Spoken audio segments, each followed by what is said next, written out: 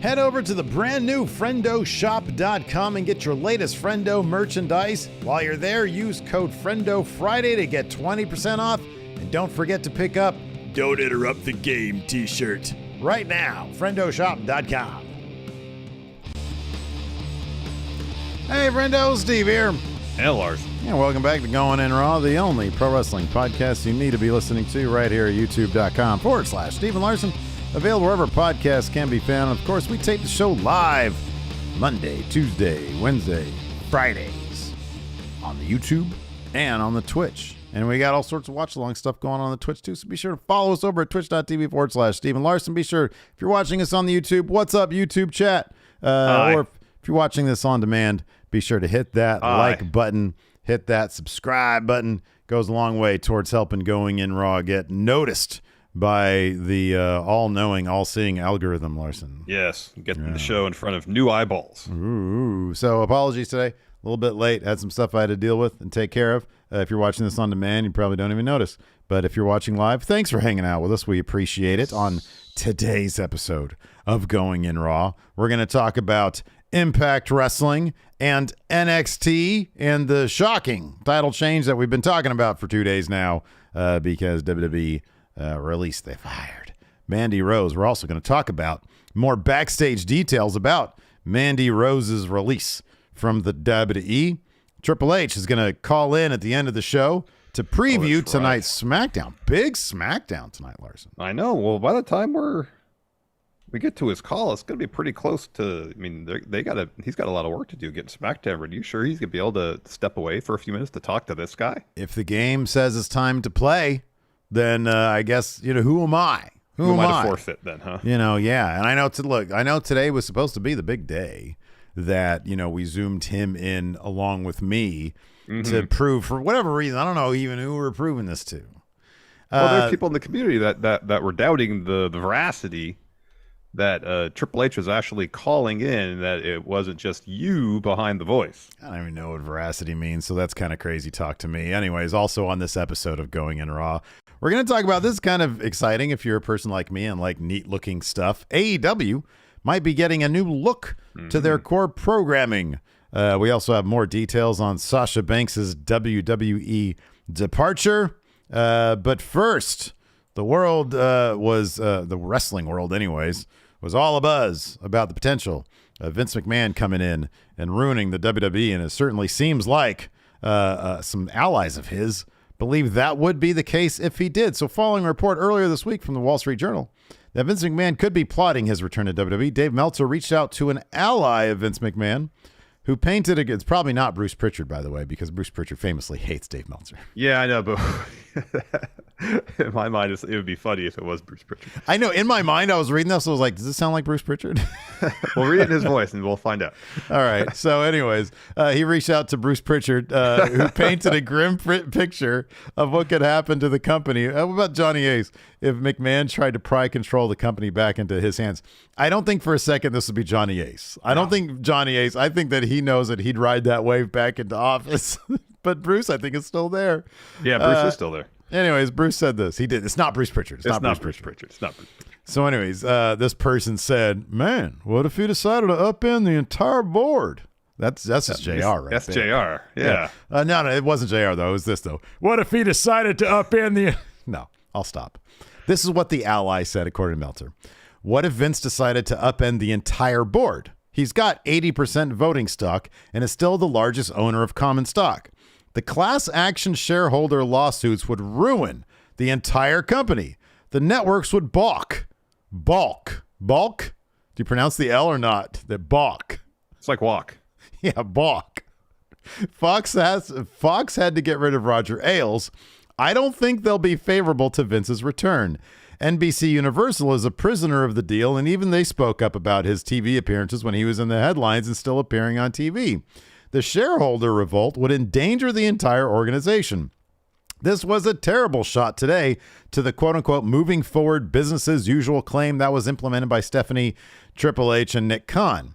Now the conspiracy theories will be all about Vince coming back. If he comes back, it's a scorched earth scenario. Unless he figures a lesser role, and how can he of all people take a lesser role? But the leak from his side is that he was given bad advice, so now he's blaming people. He stands to make so much money in a stock sale if he lets these TV negotiations go smoothly, but now the networks have to ask, what's going on with Vince McMahon? I mean, it's entirely conceivable that Vince would be so blinded by his own ego that he'd risk destroying the company that he's trying to retake control of in an effort to retake control of it.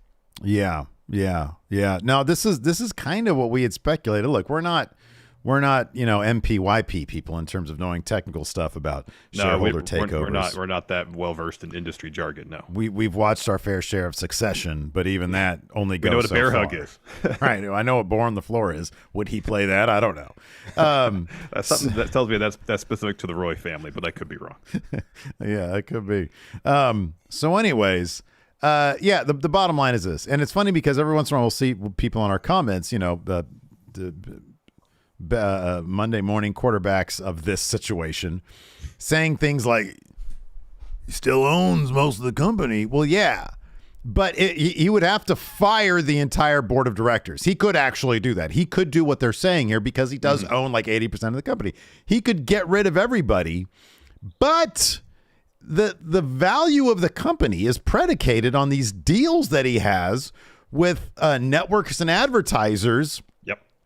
That would be none too happy. You're going to do that right before TV negotiations where NBC, Universal, and Fox would be like, I mean, good luck streaming on Freevee or whatever, Tubi, because we don't want any part of Vince McMahon anymore. It's toxic. Yep. So I don't see it happening. It would be absolutely nuts if it did, because he'd be taking like his own family out of the equation. Yeah. And everybody there in the front office. It would entail him basically cleaning house. Yeah, totally. He would have to fire the entire board, which would include Nick Khan, Stephanie. I think Triple H has a board seat, maybe not. I don't know. I don't remember. Everybody on the board gone. So he doesn't own 80% of the company. I think he actually, in terms of actual stock, he owns, I think, less than half. Oh, does he? But he still has controlling. I think he has 80% of the voting stock. The voting stock, yeah, because there's there's different certain levels stock of shares. Yeah. There's one Class A and Class B. And okay. So 80% voting stock, and it says here still the largest owner of common stock. Yeah. I think he is the largest single owner of common stock. Oh, I got you. Okay, I got you. But I don't think he owns a majority of common stock. When you have that much voting power, you can just say, I want these sons of bitches out of here. God damn it.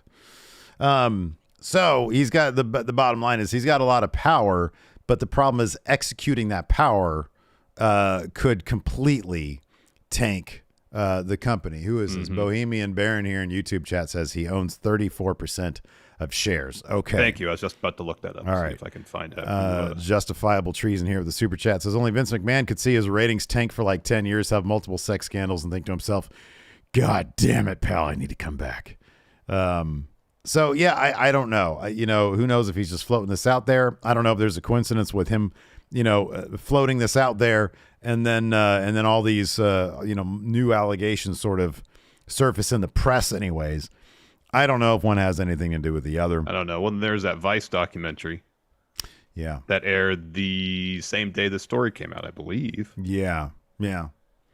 So who knows? I mean, that was just a bunch of cobble, from what I understand. Yeah, I know, but I don't know. I mean, who knows if anybody involved in any of this Wall Street Journal reporting, investigation, such knew that the 9 Lives of Vince McMahon was just rehashed footage for the most part. Or they had like a contact advice. They were like, hey, you guys should chop up all those dark sides, all the stuff about Vince McMahon, and put them into one single documentary. About to release a story.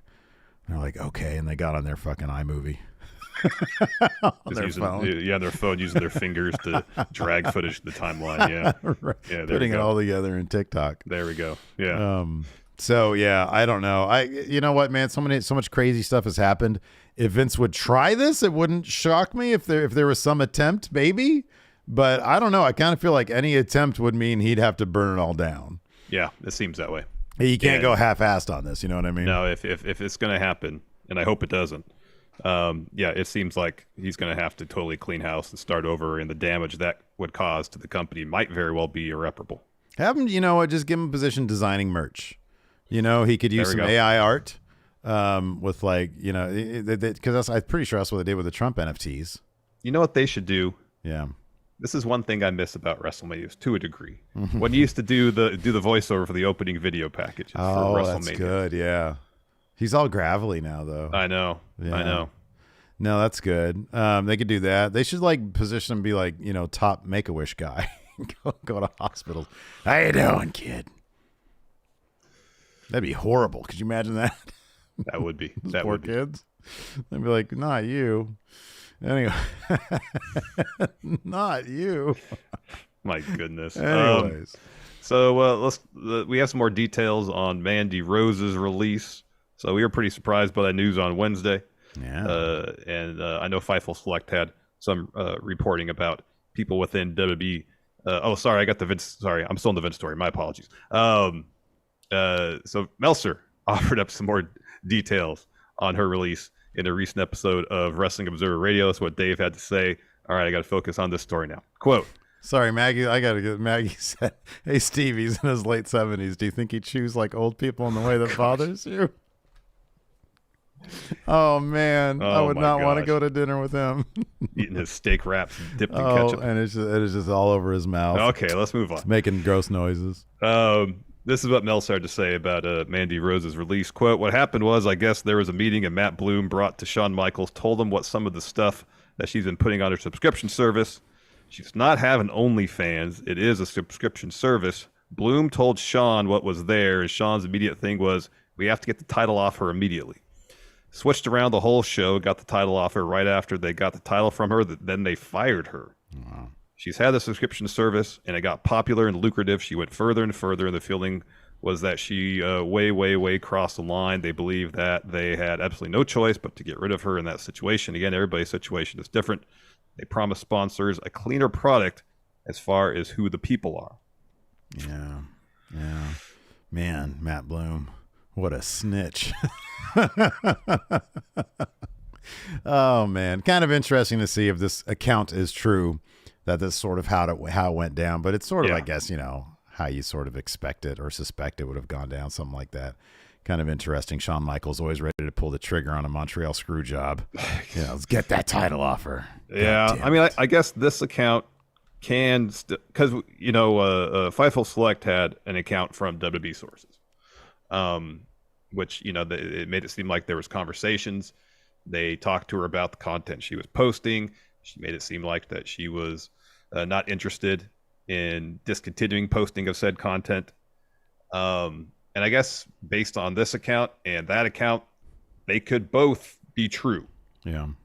You know, it could be a situation where they said to her, hey, kind of feel like this might be too much. It might upset sponsors. Can you please stop? And she just kind of said, I don't really want to. And then Matt Bloom showed Shawn Michaels what the stuff was. And Shawn Michaels was like, oh my gosh, can't have this. Shocking. Yeah. And then took the title off her, and then they released her. I mean, I'll go back to what we said at the time, which is if there was a conversation about it and Mandy, you know, decided in the end to go with what was making her more money, then that was the decision. But if it's a situation where they fired her without any conversation happening, that's still pretty messed up. Let me ask you something, though. What? I don't know if this is devil's advocate or I actually feel this way, because I don't know. I'm in favor. I think, a conversation would be great. Yeah. That being said, if somebody's doing something that's so obviously in violation of a contract. Yeah. And if I don't know what part of this was true, but if the idea was she clearly knew that doing this would get her in trouble. I mean, is at that point, is a conversation even like I don't think that they're in the bad as much as people kind of have been saying they're in the bad on this one, because if somebody has a contract and they're doing something that is so egregious, I mean, come on, man, we all know there's certain lines you don't cross. You know, I mean, I understand 20 years ago, I get it. 20 years ago, WWE used to encourage and arrange deals for Playboy for their women to appear in Playboy, and a bunch of them did. Mm-hmm. But clearly it's like a different situation this is now. a different situation. Yes. And they've dialed back that stuff. Now, do they capitalize off of the sexuality of Mandy Rose? Was there the report that Johnny Ace was like, hey, you guys need to dress more like Mandy Rose? Yeah, I think I talked about that, yeah. Sure, yeah. Yeah. But I don't know. I kind of feel like there's a line between that and, what she was doing. And I don't know. Like, yeah, if they had given the ultimatum, hey, you got to choose one or the other, and she made the choice, yeah, that probably would have been ideal. I just think that there are some things like, man, you're kind of going so overboard. You got to know that that's going to be the thing. Yeah, it's hard to tell without knowing the full story, I guess. Yeah. Who knows? I mean, this is all, we say all the time that when sources leak information, a lot of time there's agendas behind the leaking of said information, Yeah. Lou here in chat, she has a good point. She says, I've seen some lady wrestlers doing a lot worse on Google. What are you Googling? Can I get that search term, please? Yeah, I know. Lou, do we need to put the parental controls on your Google now? I like that she says they're doing worse on Google. So on Google. You have to search stuff, Lou. Yeah, you just can't put in search things. A wrestler's name. Oh my goodness. I don't know. I mean, we haven't really heard her point of view yet. Yeah, there's been like a little bit of like, hey, thanks everybody. My site's gonna remain up, Yeah. So it's what do we say all the time? There's each party has their own side, and the middle somewhere is the truth. So yeah, something like that. Totally got that wrong. Yeah. Lou has no regrets. Good. Glad never change. Oh man, but yeah, you know what? I mean, the thing is, like, I don't know. This is a bit different than somebody being fired completely without cause, and on top of that, like. I assume that if this was such a lucrative thing, and looking at some of the prices on some of them, this is such a lucrative thing, and she's been doing it for a while. I didn't even know that she was doing this. So the fact that it was this, and now, are you kidding me? All the publicity this is getting, like, goddamn, she's probably making tenfold just in the last 24 hours alone. Yeah. And meanwhile, Tommy Dreamer's on the Busted Open show saying Impact will take her. Yeah. Give us a call. So if she wants to maintain a platform in wrestling, seemingly, I mean, it's going to be at a discount rate. Although WWE wasn't, last I checked, and who knows if these numbers are correct, but last I checked, she was making $150,000 a year in WrestleMania, in WWE. Now, I don't know if there are additions to that, like being on the shows and stuff. I don't know, but that's still, I mean, compared to the money that WWE makes, I know it was, and we'll get to more about pay here in the next story, talk about Sasha, but we've heard in the past, and I don't know if the percentage is the same, that WWE pays, I don't know, like 10% of their revenue or something like that, net revenue or something like that. I don't know what the exact basis was to performers. And you compare that to other professional sports where it's more or closer to a 50-50 split. Yeah. And both UFC and WWE, they get paid such a small percentage of the amount of the money this company is actually making. And to hear that Mandy making 150, they weren't willing to pay Sasha, Becky Lynch, or Charlotte Flair money. Yeah. That's crazy. Yeah, no, crazy. I know. I agree. But no, I guarantee you, Mandy Rose is making far more than $150,000 a year. Oh yeah. I mean, she should probably make that a month on selling that stuff. It's entirely possible, given those prices. But and now all that publicity, she'll be just fine. Yeah. So let's move on to this next. She never really seemed to be too happy, like being in NXT. Anyway, she did terrific work there, but every time she'd have an interview about it, she'd be like, "Yeah, it's kind of I'd rather be on main roster." Yeah, I don't think she ever said that outright, but there was always that underlying, So who knows? I don't know. If she understood that this stuff would get her in trouble, then clearly she was okay. She probably felt that if the worst that could happen was me getting fired, I guess I'll take it. You know what I mean? Yeah. Like, there's some situation where she can make peace with the consequences and just, if they come, they come. Yeah, I get that. Yeah. I get that. I get that. Totally. Anyways, before we go on, why don't we go ahead and pay some bills, Larson? What do you say? Let's do it. Let's take a quick break here, friendos. This episode of Going in Raw is brought to you by BetterHelp. There have been times in my life where I kind of wished Life, would you please come with the user manual? I could use it. Oh, wow. I know I've talked about it quite a bit here on the show, but about 20 years ago, I was feeling pretty overwhelmed by life's challenges and started dealing with severe anxiety, and got to the point where I made the decision that I needed to go to therapy. Well, therapists are trained to assist you in processing challenging emotions and helping you to learn productive coping skills, which makes therapy the closest thing we have to a user manual of the complex machine called you. Me? Or life. Yeah, you, them, whatever. Oh, everybody. Yeah. Everybody. Yeah, that's right. While it took me quite a while to find a therapist I felt comfortable talking to, once I did, I was able to learn the tools I needed to better cope with my anxiety. As the world's largest therapy service, BetterHelp has matched 3 million people with professionally licensed and vetted therapists available 100% online. Plus, it's affordable. Yeah, all you do, you just fill out a brief questionnaire to match with a therapist, and then if things aren't clicking, you just easily switch to a new therapist anytime. It couldn't be simpler. No waiting rooms, no traffic, no endless searching for the right therapist. Learn more and save 10% off your first month at betterhelp.com/raw. That's BetterHelp, HELP.com/raw.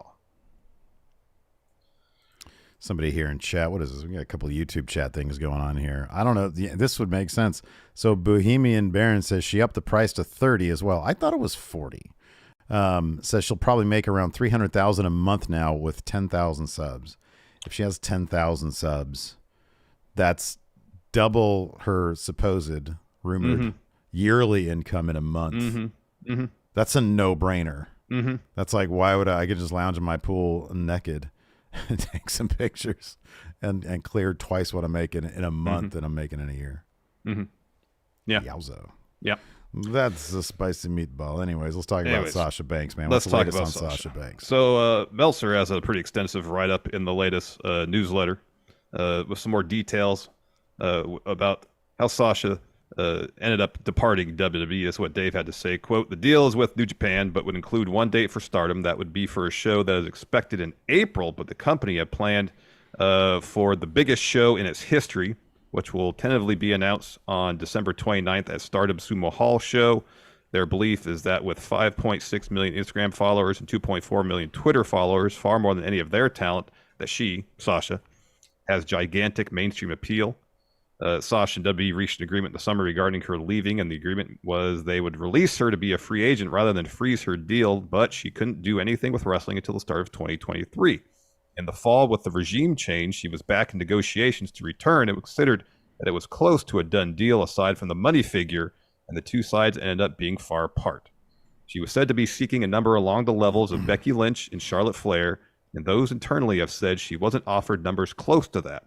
They said that she's not seen internally as somebody who would be on top for the next 5 years, but is seen as someone who could get a singles or tag team title run, but has peaked as a star aside from the reality that was acknowledged that if she would return, there would be a honeymoon period where people would go nuts for her.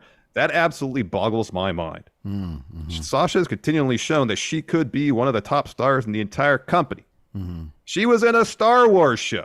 Yeah, she was. And they didn't promote it at all. No, they didn't. You want to help build her star up? You promote when she's in endeavors outside of wrestling. And they didn't do that. To say that she doesn't deserve to be paid the same as or in line with Becky and Charlotte is ridiculous. You want to hear something crazy? Absolutely ridiculous. Here's something nuts. The same thing that I read about Mandy Rose's thing said that Sasha was making $250,000 a year. Becky's making 3.1 million.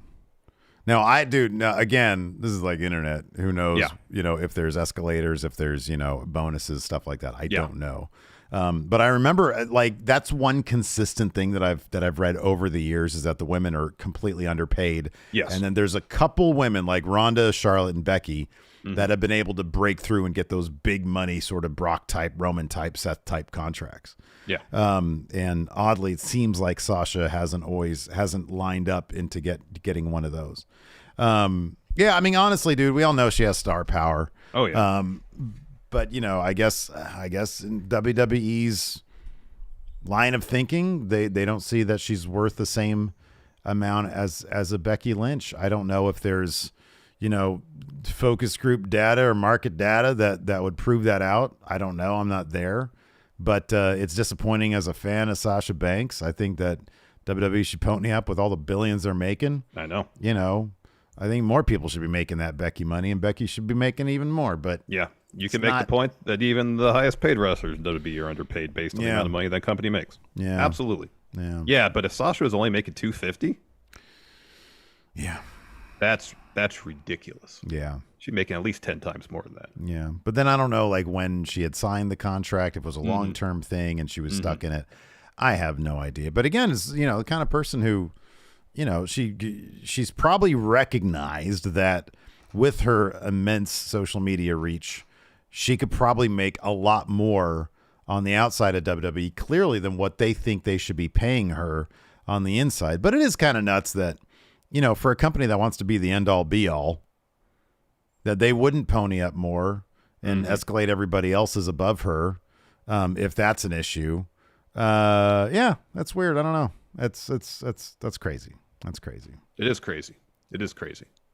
It's absolutely crazy. You have somebody who's already penetrated the mainstream to a degree, and I think there's still a lot of room for more mainstream crossover, and they don't want to have her in house. You know what I mean? Yeah, I don't know. You sound like dude on To Tell the Truth last night. Brought to you by Camel Cigarettes. No, I'd read the bit about them not wanting to pay her roughly the same as Becky and Charlotte, and I was like, that's a ridiculous stance for that company to take. It's ridiculous. Yeah. It's absolutely ridiculous. Yeah. Let's talk about this. This is interesting. AEW might be getting a new look. So in this week's Wrestling Observer newsletter, David Meltzer reported that former WWE Vice President of Global Television Production and new AEW Senior VP and co-executive producer Michael Mansouri will play a part in revamping the look of All Elite Wrestling, stating part of the deal is that Warner Brothers Discovery and Khan had decided to change the look of the show. The planned changes are to go in effect in January at some point. Now, we had sort of not reported on this hiring, but everything that I've read about Michael Mansouri is that this is a massive thing. Yeah. This is a big deal. And apparently he was supposed to be like next in line to Kevin Dunn. Yep. And then Kevin Dunn decided to just not go anywhere and they didn't do anything about him. So he's still there. And then he went to, he was working for Pat McAfee's show for a while. Okay. Yeah. And then he was working for MMA, some other combat sport type thing, I think, for a while. Then now working with AEW. Yeah, apparently, I think Renee Paquette tweeted excitedly about this hire. It's a big deal, yeah. I think in the newsletter, Meltzer was saying basically, it wasn't quite unanimous, but basically everybody speaks very highly of him. And if this is a hire that's going to lead to a revamped look for AEW, you know, you think, well, the show's only been on 3 years. Does it really need a fresh coat of paint? Well, evidently somebody thinks it does. I guess in what respect are they going to change the presentation is kind of up in the air because it's not as if it looks cheap. I think it looks great. I've heard that criticized. I've heard that criticism before, though. I've heard people be like, it kind of looks like an indie promotion with a lot of money. I'm like, well, I mean, it kind of is. I mean, it depends on your definition of independent. But yeah, I don't know. I think it looks fine. I think there's probably some, you know, they need to learn the language a little bit more of like, you know, wrestling on television. But that's like such a stupid small quibble. Like you get, you know, you turn on the TV, get some wrestling. Yeah. But I mean, I think you know, we've had the criticism of AEW that there's been story beats and matches that they've kind of missed. Yeah, sure. You know, and if we have someone who's an experienced, you know, producer of wrestling television, that's kind of like behind the scenes. I don't know if he's actually be like directing the show. Yeah, camera 6, camera A, camera C, camera D. But at least someone that can relate. Hey, capture this moment this way. Do this way. I'll be honest, man. You know, I love WWE is obviously a world-class production. They've got all those fancy ARG graphics. I kind of like that AEW scaled down comparatively speaking to that. You know, I'm kind of cool with that. Unless they're going to do something like, I mean, you know, you got the good guy tunnel, you got the bad guy tunnel. You used to have the Cody Vader. I I don't know. What else can you really do? Maybe they're going to make it much fancier. I don't know. Like, is there a big difference between the old Smackdown Raw gate and like the good guy tunnel and the bad guy? It's not that big of a difference. No, it's not that huge of a difference. Is it all going to be like razzle dazzle stuff? Here's something that crossed my mind. Do you think maybe they're gonna gussy up the presentation a bit in advance of contract talks? Maybe. Hey, this is what you can have. Yeah. Lay it out for you. Yeah. Yeah. Look. It's the highest. We're shooting the show in the highest possible fidelity. Super fancy stuff. We had 2 tunnels before. Now everybody gets their own tunnel. Everybody gets their own tunnels. Just tunnels, like 40 tunnels all over the place. Yeah, their roster is like 50. Yeah. Oh, more than that. Yeah, I don't know. Well, how about this? Each faction gets a tunnel. We'll do that. All right. But still, we were talking maybe a dozen tunnels. Yeah, I don't know. Are they gonna do like an LED apron? Like, who cares? Yeah. But put a GoPro at the top of the ring. Look at that. It's a GoPro camera. They're like, we just paid $2 million a year for you, Michael. Yeah, that's great. You got a GoPro up there. He's like, I didn't even go up there and put it up myself. I had a PA do it. Right, yeah. He fell. Yeah, I don't know. Like, I like a lot, like even some of their backstage stuff. It's like, oh, cool. They shoot it with a nicer camera or a 24 frame lens or a 24 frame with like a nice lens. So, they mix it up a little bit. But I'm curious to see what they do. You know, most of the video packages look really good. Yeah, sure. Yeah, they know how to light stuff. Yeah, they know how to light. It's not like Impact where you have like 8 different shadows behind a dude backstage. Impact's tightening that up at least too. Oh, are they? You think so? I haven't really noticed it as much recently. Yeah, you're right, huh? It's been a lot softer. That's a bummer. There was a period of time when it was off the charts. Yeah, I know. It was crazy. There were some shots with more shadows on the wall than matches on the card. Well, when one of your matches takes an hour, then that's not really saying much. We're going to talk about Impact Wrestling here in a second. I want to get some of these super chats here on the YouTube. Tom Talks Rubbish is back. Says, back from an amazing holiday with my care, Rebecca. When she showed up, she was full of cold that turned out to be a chest infection, but still managed to give me an amazing holiday. Oh. Well, I'm glad that, the story, he took us on a journey there. Yeah. He was going in one direction, and then he went in a different direction.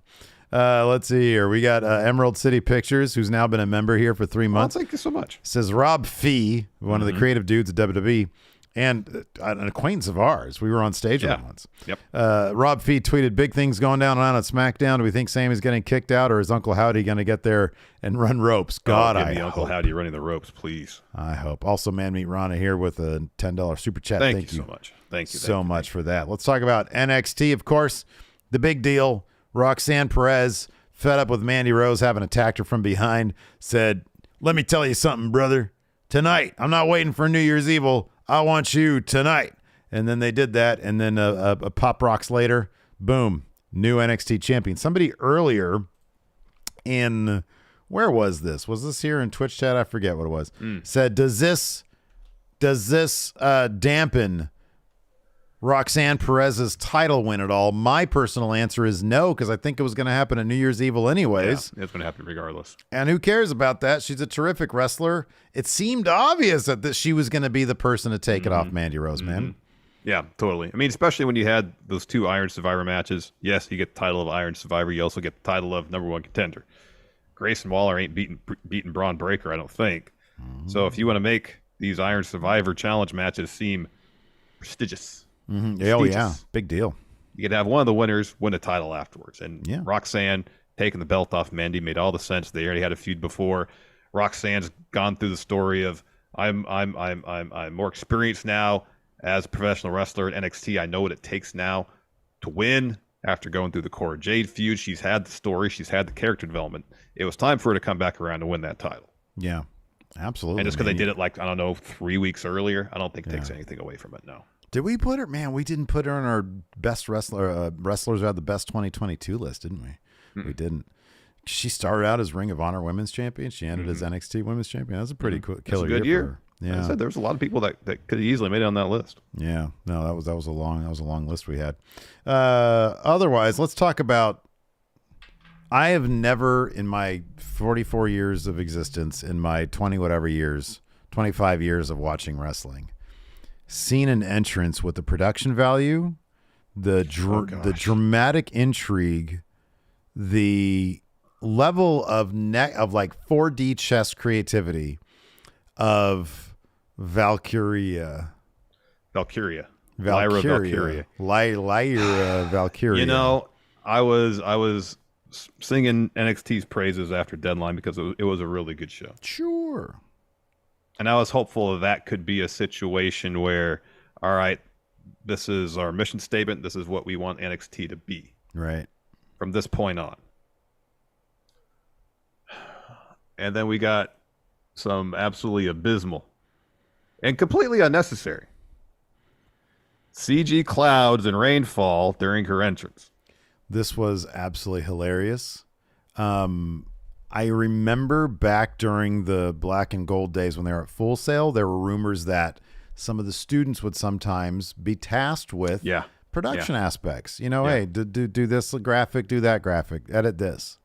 Do this video package, make this person strong. Yeah. Looks like, so like to set the scene, her debut, she comes out and they pump all the fog in there and the actual LED graphics are really cool and everything. Yeah. But then they put like this horrible like alpha channel overlay on the top like fifth of the screen. Yeah. Of like dark clouds. Yeah. And it looked like an SNL skit. Mm-hmm. Like because they would intentionally do bad production value on some of their skits. Yes. And like the worst like rain effects on the screen. It was terrible. It was absolutely terrible. I kind of wanted just for effect. Let me see if I can get like a black cloud PNG. I could put it over Larson. Yeah. I can show you what this looks like. I mean, this I'm literally sure you takes. you can go on internet and find probably that exact template they used. It probably would not take much time at all. Let's see here. Show and folder. Yes. Let me see this thing. Here we go. So people watching YouTube and Twitch, here we go. Look at this. Let's see. Is it raining on me, or is it This is the dark cloud? This is a dark cloud over you, Larson.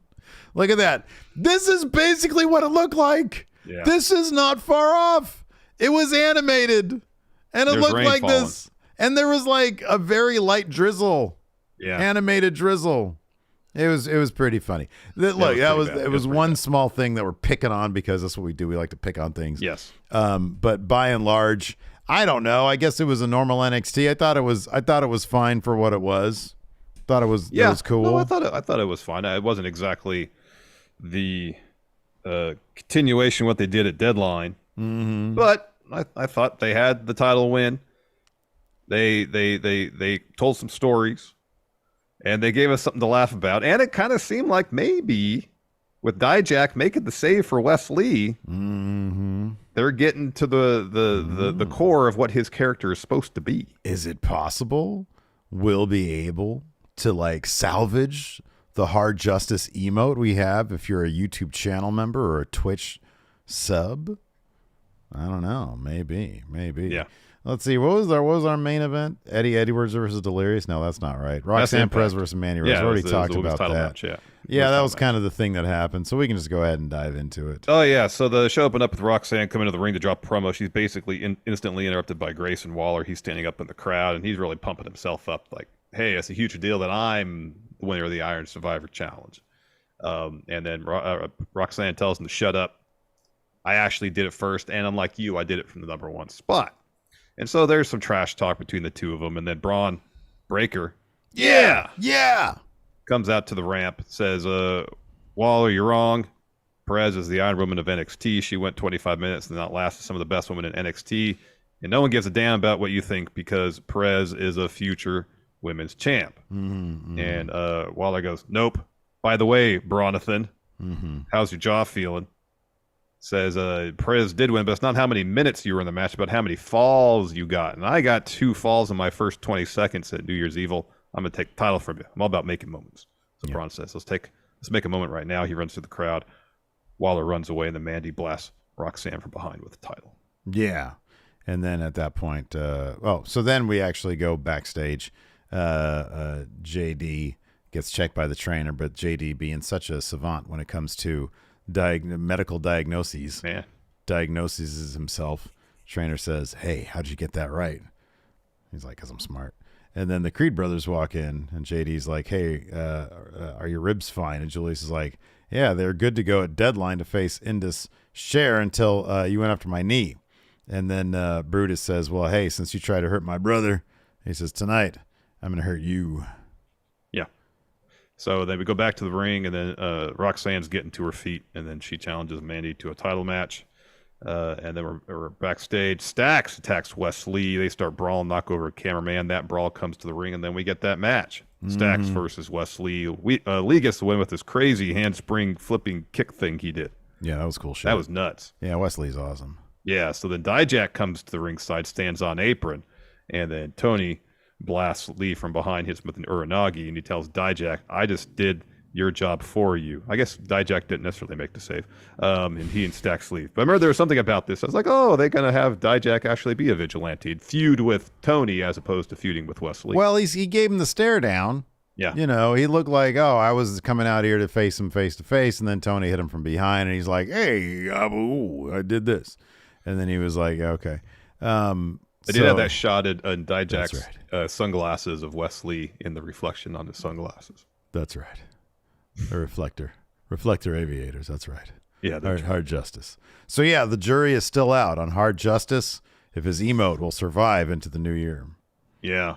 I feel like we got to have some resolution on that in the next couple weeks. Yeah, you're probably right. But we need direction. We need actual direction. New Year is literally 2 weeks away. It really is. After that, we had Andre Chase and Thea backstage. They come upon Duke shaking hands with Drew Gulak. Chase asked Duke, what the fuck is that?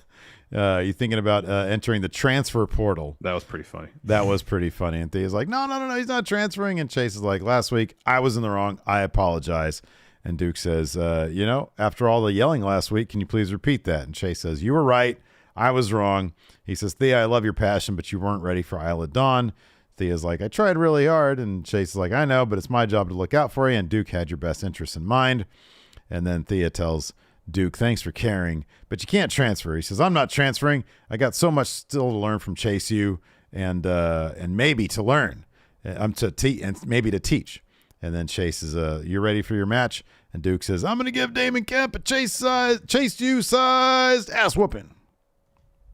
Then we were supposed to get Ivy Nile and Tatum Paxley taking on Toxic Attraction. Caden Carter and Katana Chance were at commentary. Shortly into the match, though, JC throws Ivy into Carter and Chance. Toxic Attraction about to get back in the ring. Carter and Chance pull them back to the floor. Huge brawl breaks out. Ivy and Tatum join in. Refs come out to break it up, and that brawl restarts backstage later on. Yeah. So then we've got this like whole thread throughout the show of like this fucking bar and Fallon Henley's parents, and she's on the phone with her dad. And it's honestly, dude, I don't know. I get it. It's good for them to get reps. But like the acting in these segments is so bad. It's hard to pick up if they're trying to do anything subtle here. You know what I mean? Like later on when Jensen was talking with Kiana James about the situation, I was like, oh, is she going to plot something? But like the acting is so wooden. It's like, like little theater stuff. She is plotting something. That's the information she needs. She's not going to Fallon. She's going to Fallon's dad to buy the bar. Yeah, totally. Right. But like, there's no indication on her face or body language that that's the situation. But it's like, well, we know that's what she's after. Yeah. So anyway, so Fallon's on the phone with her dad. Jensen asks Briggs, about, it's like a weird thing about the shirts fitting right. And then Briggs is asking Fallon, is everything good? She's like, it's going to be a bad year. He says it's going to be a bad year for the bar this year. First we lost this last week. Now this is happening. And Briggs is like, hey man, we got your back. And she's like, yeah, my dad's looking into a few things. And Jensen's like, oh, it's 2023. It's going to be our year. Whatever you need, we got it, except for money, because they don't pay us very well here at NXT. Yeah. We can't really help you with that. Maybe Jensen should start a fan time. Oh gosh. Making $300,000 a month on fan time. I can help out your bar. There we go. So we got Carmelo and Trick backstage. They're looking at Trick's phone. And then Trick says, hey, Twitter isn't looking too good. Why are people saying that you missed on Saturday? And Melo says, well, they don't know what they're talking about. I didn't miss. I just didn't win. If the Iron Survivor match was 30 minutes instead of 25, I would have had it won. I'd be the one challenging Braun for the title, and I'd be the one taking them on the road to Vengeance Day in Charlotte. I'm still him. And Trick says, well, you're still him, but you're also the one being posterized by Axiom on Twitter. And he turns the phone around so the camera can see it. It's the shot of when Axiom was doing the moonsault off the penalty box at Deadline. And he says, look at Axiom. I'm amazed. And look at you. And he zooms in.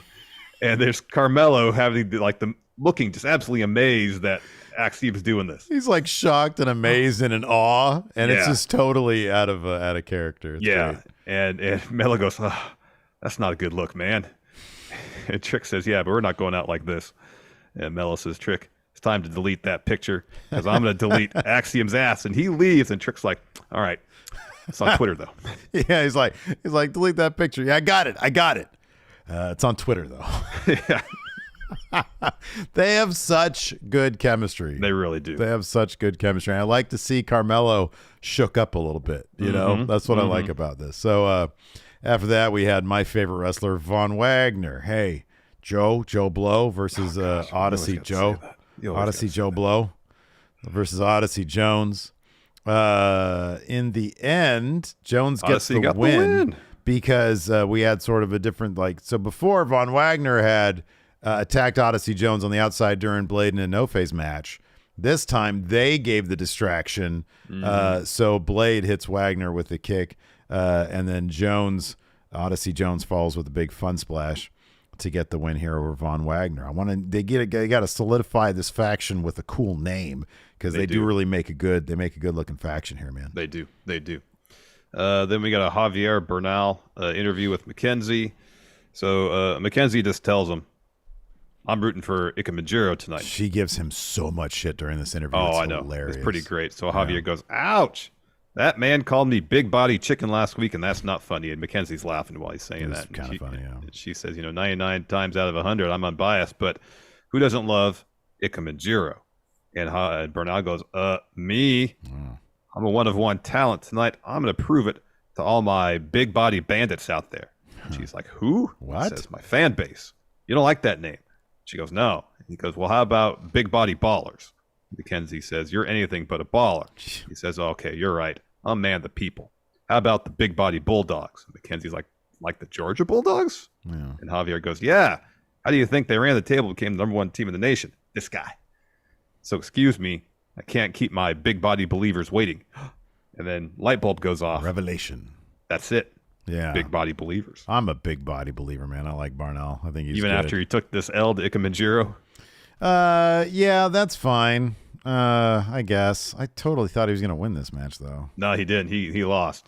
He totally lost. But what was awesome after this match is how Scripps come flying into the ring. That was fucking cool. Even as cool as you made it sound, because you were like, man, you got to check out how he came into the ring. That was awesome. He just sort of flew up out of nowhere as Jiro was up on the top turnbuckle, like celebrating. He comes up and hits him with some fucking move. It was rad. It was awesome. Yeah, it was pretty cool. So he gets in the ring, and he's got his whole paper mache gimmick on, and then he lays into Jiro, and to make his outfit even worse, he takes Jiro's jacket off, hits his finisher, and he puts on Jiro's jacket. And he's all prancing around in that.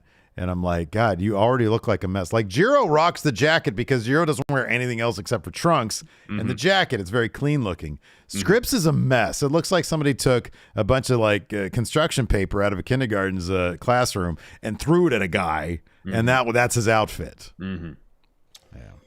That entrance was awesome, though. Anyways, we got a Wendy Chu, Cora Jade video package. Wendy was kind of talking about how I think when she was younger, she had a drink thrown on her. And so when Cora did that, it brought back those same feelings, those same emotions. Yeah. That's kind of the gist of that. Then we got a New Day promo. They're out there celebrating their tag title win. This is Kofi's 15th tag title reign, breaking, setting a new record. Booker wasn't happy about that. He goes, no, that's not true. I got 16. I did some research. Booker has long had heat with the New Day, and they let him just go off during this entire segment. It's kind of hilarious. It is.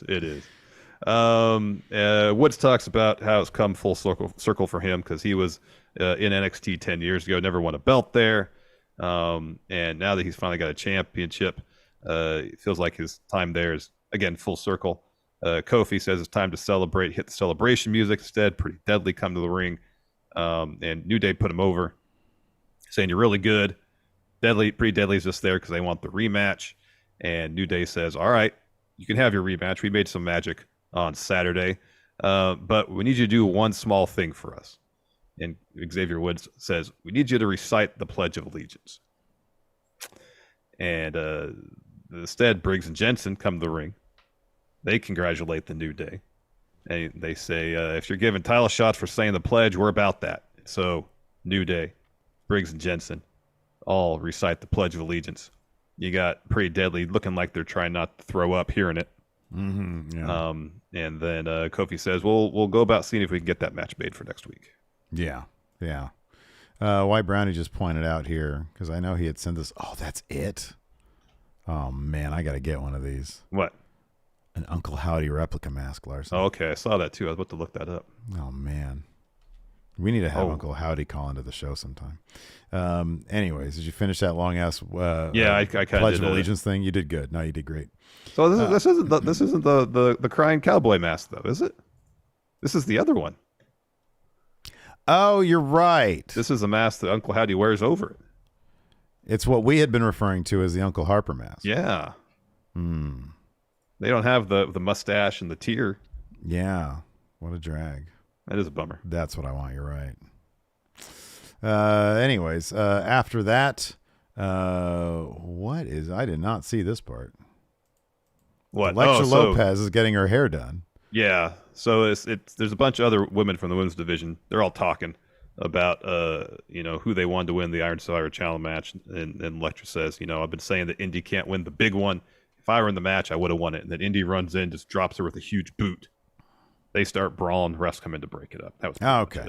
All right. I must have fast forward past this because I did see this. JD McDonough versus Brutus Creed. At a certain point, he gets he's got the advantage. I don't know why he was going to try to get DQ'd. He grabs a chair from under the ring and he's about to take a big old swing. Sanga and Veer just quantum leap there, and he grabs it out of his hands.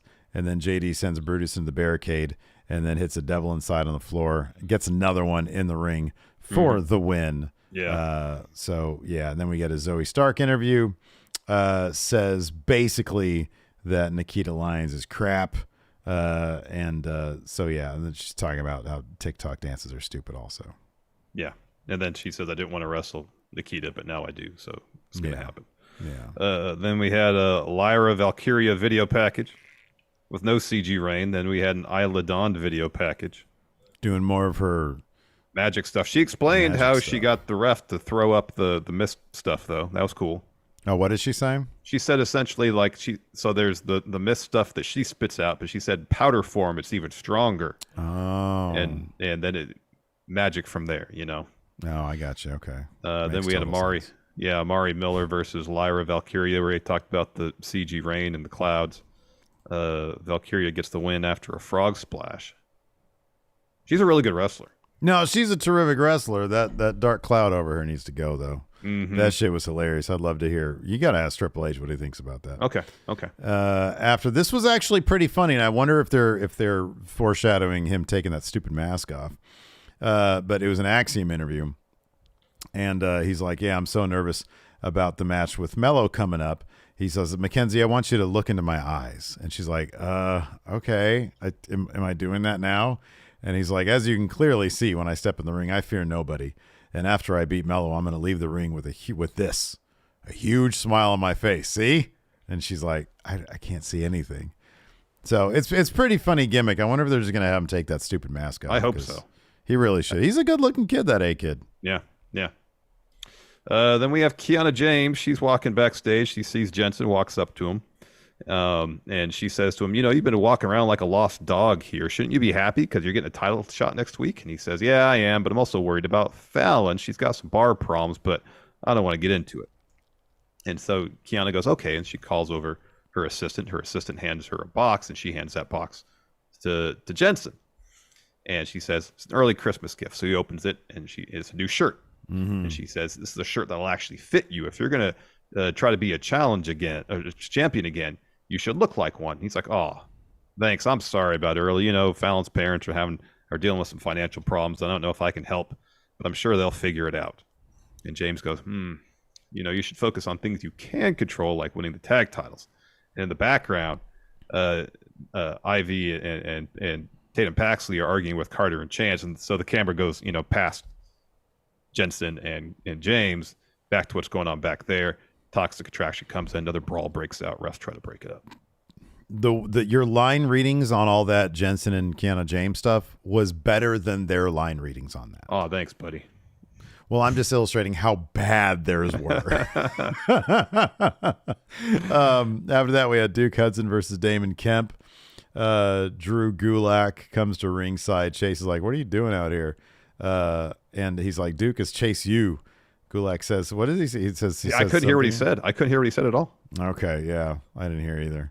And then Duke starts his comeback and he hits that big running boot. I love when to get the win. Duke does the Hulk out instead of point and says you, he throws up the U. I know. That's good stuff. It's clever stuff. He's so goofy because he's so tall. I mentioned this before. He wrestles to his opponent's size, so he like has to hunch down because there's no more like 6'5" dudes in NXT. No, that's him and Von Wagner pretty much. Yeah, him and Von Wagner. Yeah. After that, we had a video package from somebody debuting at New Year's Evil. Who do you suppose this is? I don't know. I'll be honest, I missed this one as well. I know it sounds like I didn't watch it. I missed two small things in this episode because I think I was fast forwarding to get to the main event. What was the nature of this video package? It was a woman talking about, I don't really remember. There's countdown involved, and they just said New Year's is here on January 10th, which is the day of New Year's Evil. All right, right on. So White Brownie says Tiffany Stratton. That's who I thought it was, but you don't get you only get. I think you only see the person's mouth essentially. Okay, everybody's saying a couple people saying Stratton. Yeah, that's cool. Tiffany Stratton. She was pretty good in the ring. Yeah, she was improving really fast. She was improving really quick. Yeah, she took to it pretty quickly. Yeah. Yeah. Then we got a main event. Yep, Roxanne Perez versus Mandy Rose. The finish saw Mandy looking for a double underhook. I think she does something kind of like Ciampa's fairy tale ending. Perez counters that with a roll up, gets a 2, then hits Pop Rocks to get the win. She kicked out of Mandy's finisher earlier, though. Yeah. I don't think anybody's been doing that. No, man, absolutely not. And then, Rose looks for a double underhook. Perez counters with a roll up, gets 2, and then Perez hits a Pop Rocks to get that win over Mandy Rose. So yeah, that's cool, man. That's a great building piece there for NXT as your women's champion. Yep, indeed. Yeah. Let's talk Impact. Oh, thank you. You're welcome. I know you're just waiting for that. I love Impact, dude. Because you love this Bully Ray story, don't you? Yeah, so he finally revealed this week. Remember that kid in the parking lot, Ace Austin? I did that. Yeah, we all knew. Yeah, I know. You're not saying anything that we didn't know. So, yeah, Bully finally spilled the truth to Tommy Dreamer, his best friend. Well, they're friends no more. Tommy says, I want nothing to do with you except we're on the radio together and we have to work backstage. Yeah, we're around each other a lot. So, like... we not only work together here, we do a radio show, I think, daily together, so... Yeah. It's gonna be like inevitably when you and I turn on each other in Action Coast Wrestling. Exactly. It's gonna be like, besides the 5 minutes we're in this ring, during the 5 minutes we're in this ring, we hate each other. Yes. But every day of the rest of our lives, pretty much, we got to get along. Exactly. So yeah, let's see here. What else? Oh, we got new tag champions. Mm-hmm. When the Motor City Machine Guns beat Heath and Rhino. Mm-hmm. After Rhino tried a gore on Sabin. Sabin hit him with like a sunset flip. Yeah, roll-up type deal. Yeah, type thing. Right here. We also had, I think, did they show up? We didn't do Impact last week. Somebody keeps on asking. I'm finally going to get to this. Noon Mountain here in our YouTube chat is insistent that we review the 60-minute match between Josh Alexander and Speedball. Yeah. Or he wants to know if we did. I did not watch that. I haven't had a chance to watch it. It's an hour long. That's quite an investment of time. There's only so many. How many hours are there in a week? What's 24 a day times 7? Is that 168? 68. There you go. Well done. Yeah, every hour is precious. Yeah. It's all precious. Ideally 8 hours. So 56 of those hours I'm sleeping. Ideally. Right. Rarely do I reach that out. number. Take that out of the equation. He left with 112 or whatever. 120 something, yeah. Yeah. So yeah, probably not. But I'm sure it was a good match. Might check it out in pieces. Or here's the thing. It might be worth checking out because we do have Friendo Awards coming up. And if it is deserving, it might earn itself a nomination. Here's something that really is worth talking about for this week's Impact. Jonathan Gresham showed up to confront Ed Edwards. Yeah. And it was announced that he has signed a deal with Impact Wrestling, and that's a huge get for Impact. That's a big get. The one thing that you and I have said Impact needs to work on is their men's singles division. Yeah, which is the main kind event of scene of the men's singles division. Yeah. Yeah, right. Yeah, like not their X division. Their X division's great. You got Taru's there, but yeah, for sure. Like lining up competitors for Josh Alexander. What are the odds that Gresham's the guy to take that title off Josh Alexander?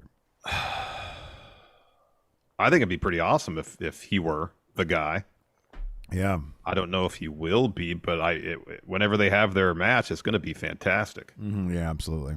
That's a match I really want to see. Not that I'm sure Speedball versus Josh Alexander going an hour is great, but heck, I'd love to watch Alexander and Gresham go 45 minutes to an hour. Gresham versus Bailey for an hour. There we go. You know, I'll be honest. I don't need an hour-long match.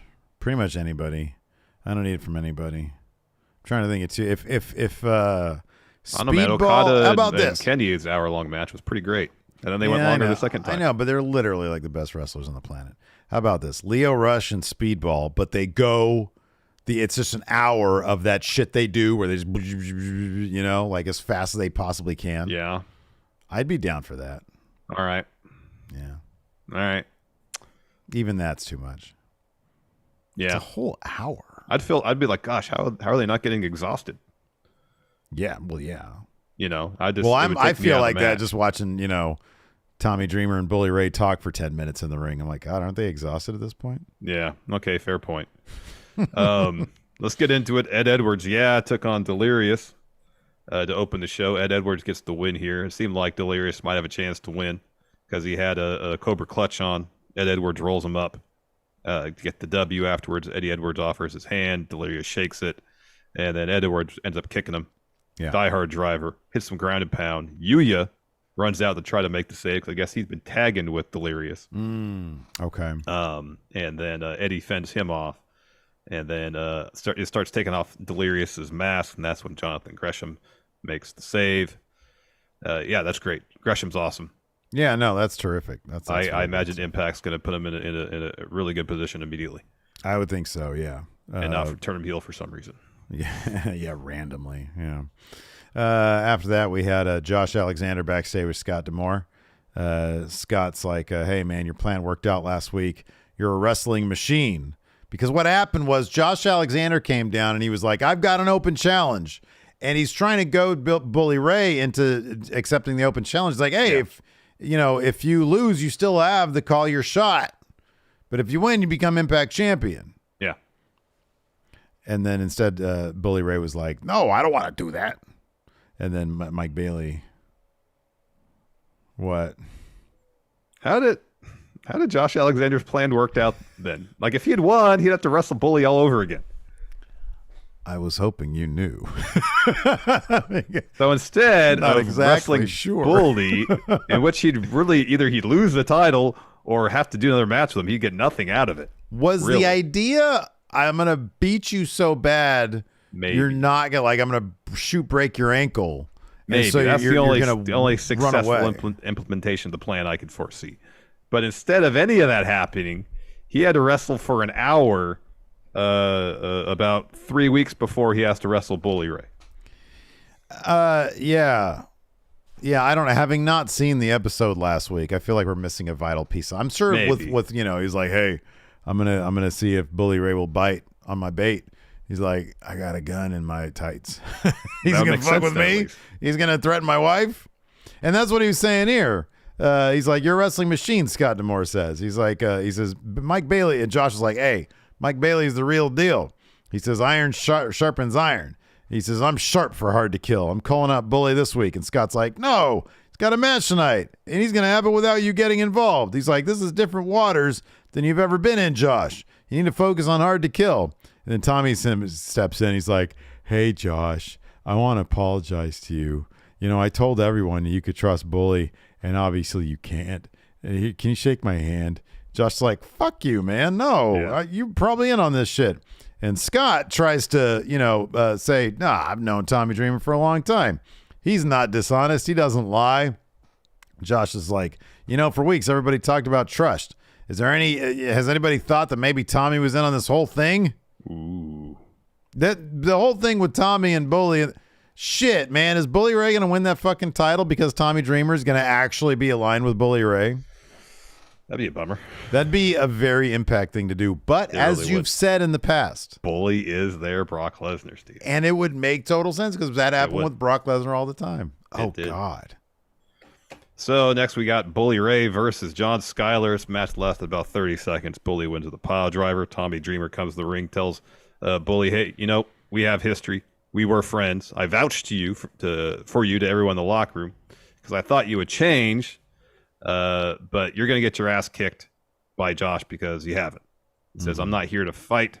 I'm here to tell you that our friendship is done, except when we're on the radio show and we have to work here. You want to make me look like a fool? Shame on me. I don't want anything to do with you again, except when we're on the radio together or we have to work here." And so he starts to leave the ring, and Bully grabs the mic and goes, "Walk away. You got out of the ring for a reason, so you can leave. But after 20 years of friendship, at the end of the day, what I've learned about you is that you're nothing but a jealous coward. You're a Tommy Dreamer, the heart and soul of pro wrestling, but at the end of the day, you're a nobody." He says, "I was more of a star at ECW, WWE, and Impact all over the world. Some might say Tommy is a failure in the wrestling business." So Tommy comes back and starts getting in the ring, and he has to kind of push past Bully to get in the ring. And Bully's like, "What are you going to do? You going to take a swing?" He says, "But you're not, because when I got in the best shape of my life, you turned into a fat bastard." Wow. Yeah, I know. That's rough. And that's when Bully confesses to attacking Ace Austin in the parking garage. And he says, "I knew you'd stick up for me, Tommy. I used you and got exactly what I wanted. And now look at you. You're crying like a bitch on TV." Oof, ouch. And then Tommy, he says, "You know what I'm going through." He says something with his mom, I think. He says, he starts listing off all the damage he's done to Bully through their careers. Like, he got a scar here, there, like 5 different places. And Tommy's like, "I got scars too on my body, and also just kind of, like, I think he talked about the mental health problems he had from his career and stuff. And he said, "Years ago, I was the innovator of violence. And if you want to do this, let's do this right now." And Bully laughs at him. Oh, wow, yeah. And leaves. Yeah. It's like when the major players were feuding. They're like, "Hey, fuck you, but we have a podcast together." I know. But this is kind of more because, like, so, yeah, I don't know. Maybe they're going to be actually on the same page. But I still feel like even if they're on the same page, Josh Alexander shouldn't even break a sweat beating both these guys at the same time. I know. Like hitting both an ankle locks. Hitting them both with a C4 spike. Double C4 spike, same time, yeah. Stack them, pit 'em. I know. Stack these fools within 7 minutes, to be honest with you.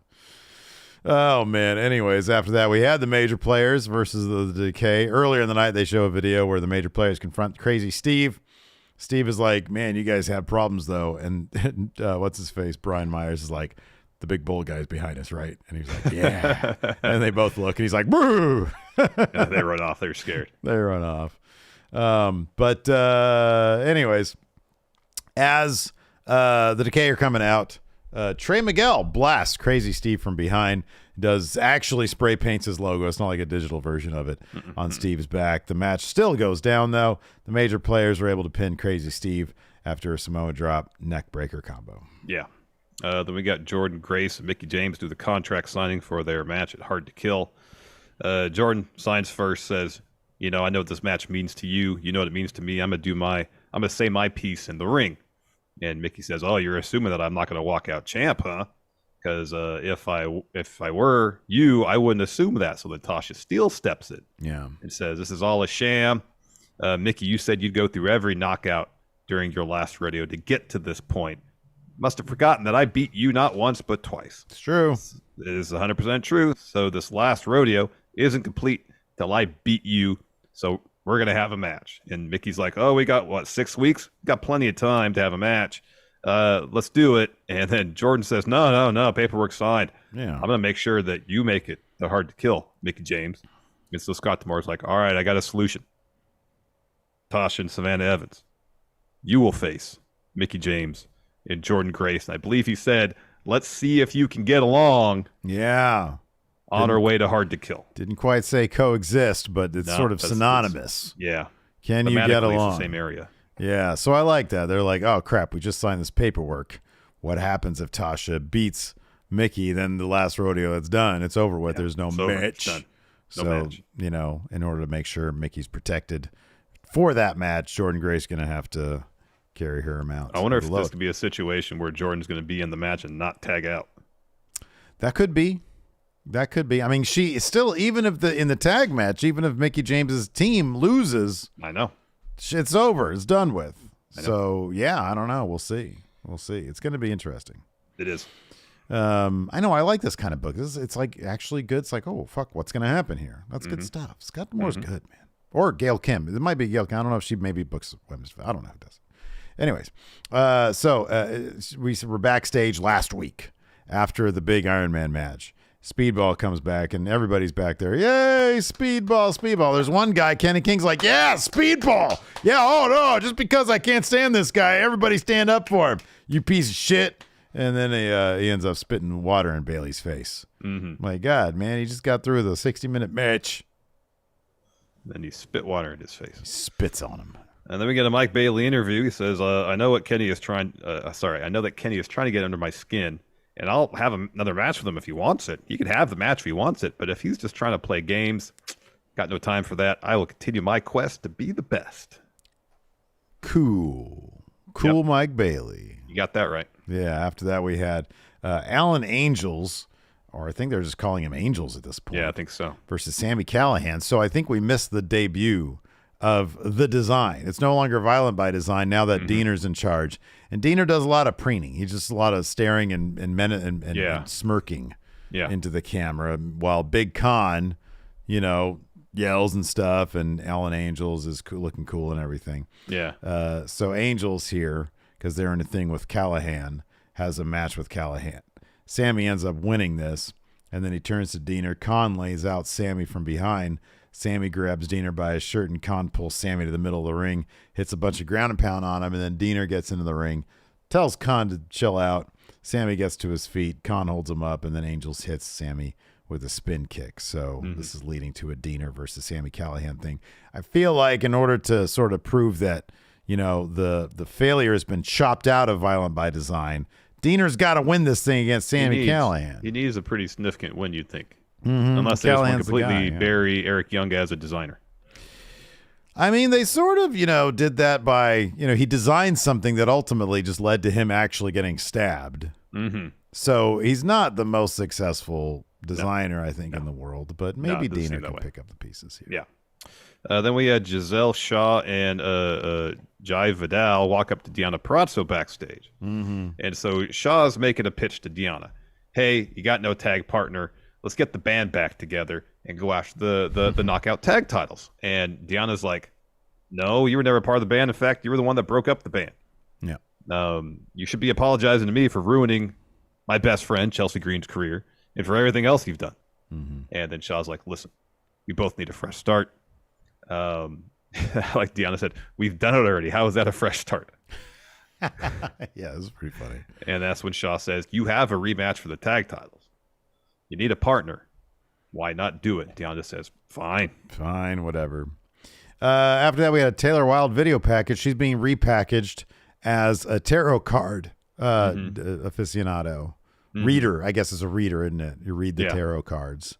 And she was laying them down. And I was like, whose mouth is that? Because I kept on cutting back to her mouth. And she was like, and then it's Wild Witch or something like that. Yeah. And I'm like, oh, okay, it's Taylor Wilde. Yeah. And then afterwards, that's what Tom Hannafin said too. Yeah. New Taylor Wilde. So that makes sense.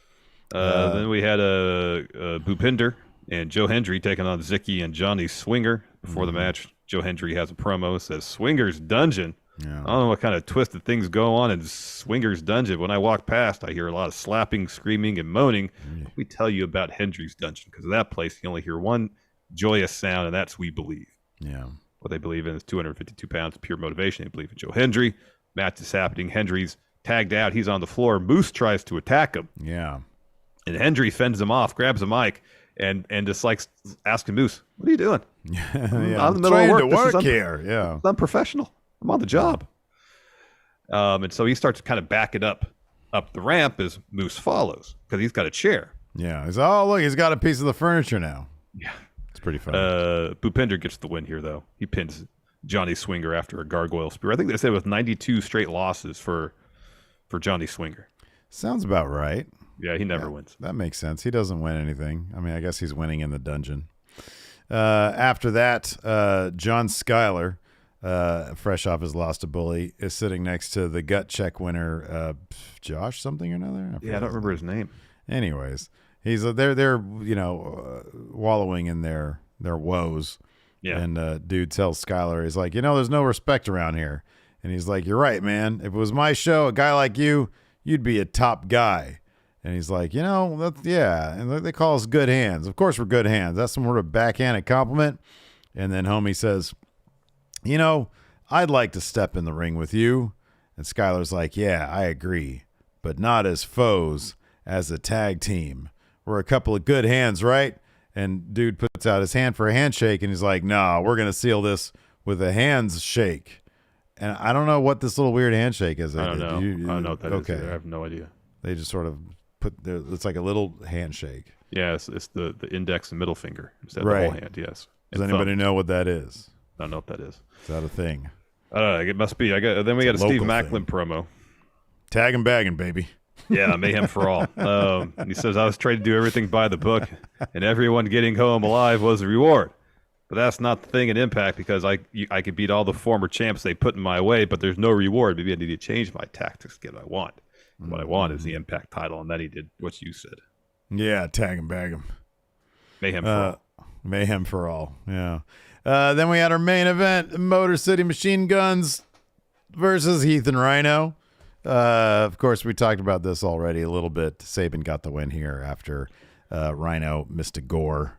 Basically, get like a sunset flip roll-up thing.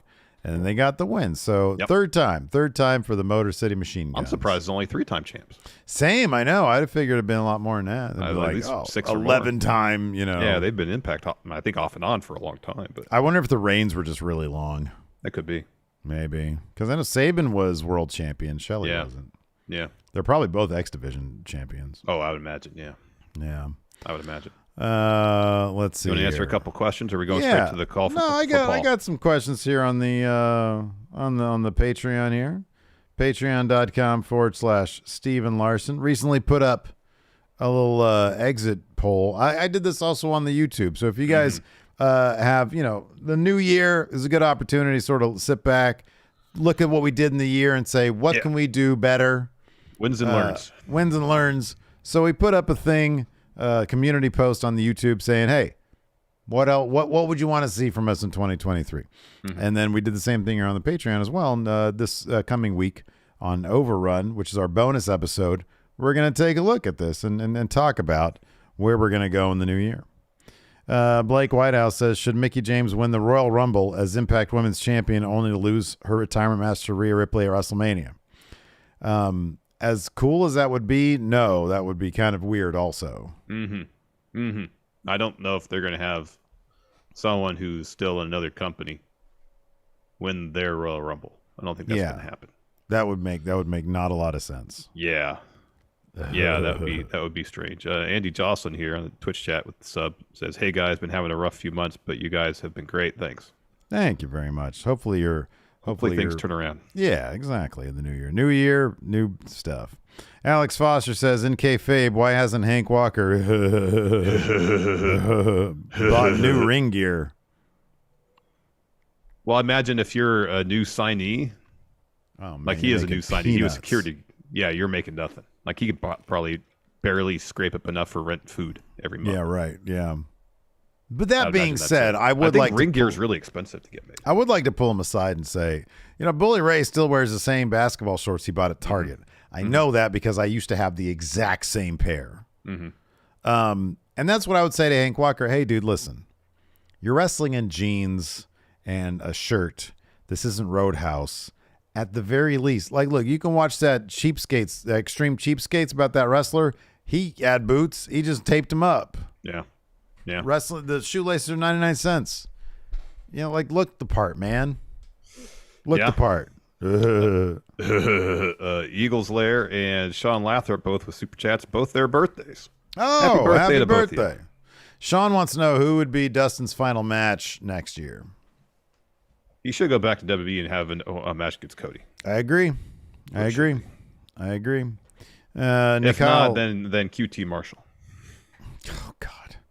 Nikyle wants to know when Uncle Howdy, it should be Uncle Howdy, when is Roderick Strong coming back? That is a good question. I don't even know why he's not on TV. Yeah, I don't know either. Don't know. Luisa Reza says, who would benefit more from having Scott D'Amore in their company, AEW or WWE? Oh, AEW. It's AEW. AEW. It's AEW. Ty Moore says, which NXT wrestlers do you think will make surprise appearances at the Rumble? Von Wagner, probably. Oddly, Von Wagner. Yeah. I could see maybe Roxanne Perez. I could see her being in the Rumble. Maybe Braun Breaker. I think Braun Breaker. Maybe probably. Mello. Maybe Carmelo. I think the top people there, yeah. Yeah, it's possible. It's possible. Maybe Zoe Stark. They seem to really be pushing the idea that she can go to main roster. Jorge here asks on Twitch, how would you react if Uncle Howdy turns out to be Roderick Strong? Oh, I'd flip my lid, man. I think it'd be great. It's like not only is Uncle Howdy great character, he's one of the best wrestlers. Roderick Strong. Hey, LA Nod man, you're nothing but a big dork. White Brownie says, what would you prefer to see Deanna and Chelsea as a tag team at WWE or both as singles competitors? I saw Deanna was making some references to WWE today on social media. Really? That's cool. Yeah. As a tag, fuck it. Bring Vexed. Vexed I think as a tag team would work at first. I think that's cool. That's cool. All right, man. Paul, you ready? Yeah, Paul's he's impatient. He's blowing up our Zoom chat right now. All right. Was I supposed to ask him again? Was it an Axiom question? Is that it? I feel like it was something a little weightier than that. Ask him if he's seen Valkyria's fucking. Oh, okay. I'll see. I'll ask him if he greenlit that. Yeah, I don't ask him whatever you want. You're a pro at this now, man.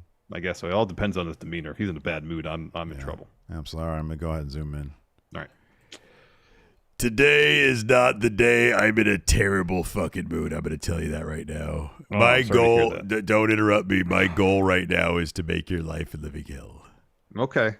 All right. I am not having any of it. This Vince stuff is really, he's trying to stick it to us. You know, he's really trying to stick it to us. And so I have to process that by sticking it to other people, yourself included, Steve. All right. Would singing some theme songs cheer you up, perchance? Nope. I go, not going to work this time, Mike. Wow.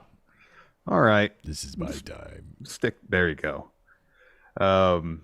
Stick to business then. How about that? Do you want to talk Smackdown? All business all day. Yeah, let's talk about Smackdown. This is going to be right. great. What a great episode of Smackdown. It's going to be Roman Reigns. You know who he is? Mm-hmm. Are you sure? Yeah, hit the table. Quick, what's his real name? Joe. Joe what? Joe Anoa'i? You don't even know how to pronounce it. Roman Reigns. It's Anoa'i.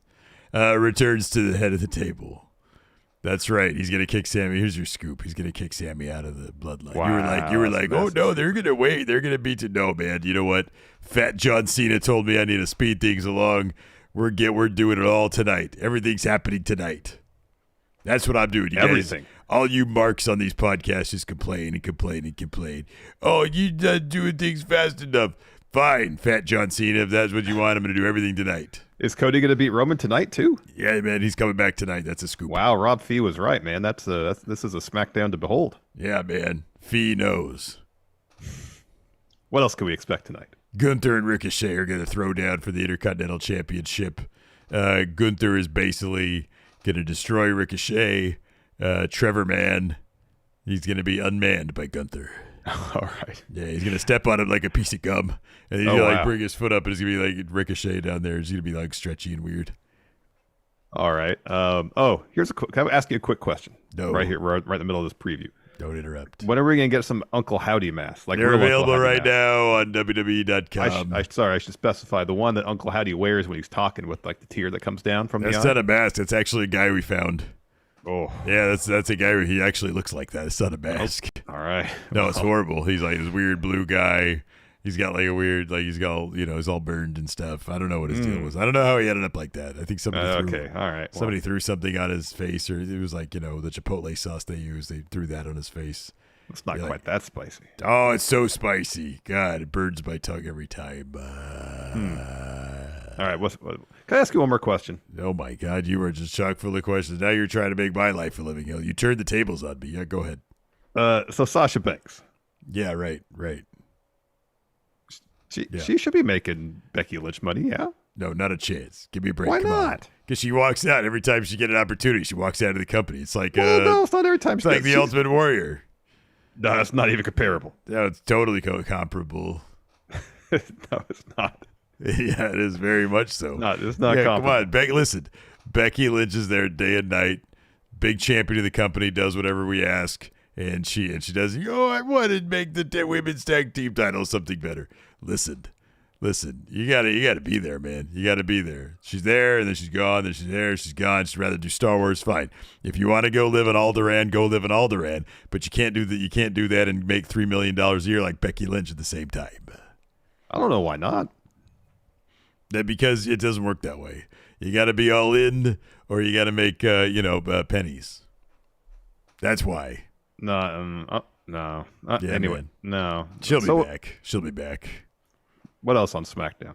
I don't know. Hit Row, Legato. I'm so disappointed. All these returns. They've been underwhelming. Can I ask you a question? Are you WrestleVotes? Shh! Don't tell anybody. Listen, they made a very lucrative offer. That Louis Dangle over at Give Me Sport, they made a very lucrative offer. They said, hey, we got these Triple H NFTs over here. Maybe you could have dinner with us. It's not a great prize, but it's what we got. Hit Row, Legado del Fantasma, and the Viking Raiders are going to collide in a triple threat tag team match.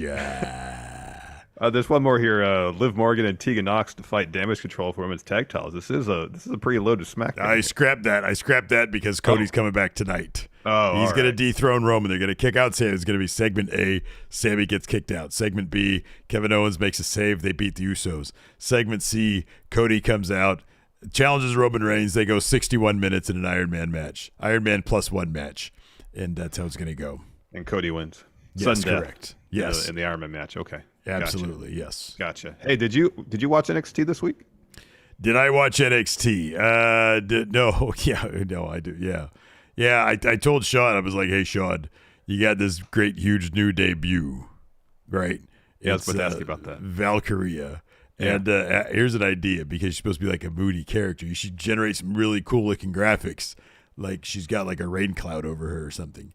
And then, kind of like what we do on SmackDown. And then Sean was like, you want me to do that? And I was like, yeah, go ahead and do that. I thought he knew that I wanted him to get production to do that, but Sean himself spent like all day Sunday coming up with this himself.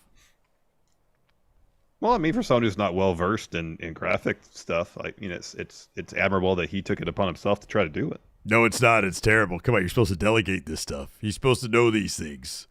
It's like he might have delegated to Sean Waltman. I don't know. It's all bad. Yeah, I don't know. Maybe. But Road I Dogg just did. let him do his thing there. I'm not All even right. going to suggest anything anymore. Okay, all right, that's fine. That's fine. Yeah. Yeah, it wasn't the best, but wins and learns, right? I don't even know what that means. No, it's all. All It's right. no. It's wins and wins. That's where you got it wrong. It's you're either winning or you're winning, or you're not in the game. You got to play the game. Not about the game or how you play it. Or how you play it. It's all about just winning and control and all that shit. Evolution. stuff. Don't try. I'm not gonna do it. All right. Miserable mood. I need to drink some water and go buy some NFTs. Goodbye. All right. Yeah. Bye, Triple H. Have a good one. So, anyways. He was grumpy. Was he grumpy today? Very grumpy. Yeah, I asked him about why he didn't pay Sasha. Why he didn't what? Why he didn't pay Sasha? Why he didn't pay Sasha? Oh yeah, what did he say? Oh, did he say like she's not there all the time or something? That's exactly what he said. Really? Yeah. Almost verbatim, Steve. It's interesting how that keeps happening, where I talk about something with Triple H, I tell you what happened, and you say the exact same thing he said. He's like one of my favorite wrestlers, man. So yeah, I'm sure we're on the same page on a lot of things. Absolutely. I don't know. Something weird's afoot, I'll tell you what. Weird. Conspiracy theories again. How flat is the earth at the center? It's not. It's not flat at the center. But you said it was. No. Anyways, hopefully everybody has a good weekend tomorrow. Yes. Coming up on Count Out. Of course, we've got wrestlers who had the best 2022. It's a fun episode, so be sure to check that out. And on Sunday, we've got the Church of Friendos. It's our annual Christmas party. We're going to be watching a bunch of stuff with Alex and Kayla over there at Church of Friendos. We're going to be doing it right here at the twitch.tv/Stephen Larson. Correct. Be sure to check that out. Thanks, everybody, for tuning in. We appreciate it. Till next time, we'll talk to you later. Goodbye.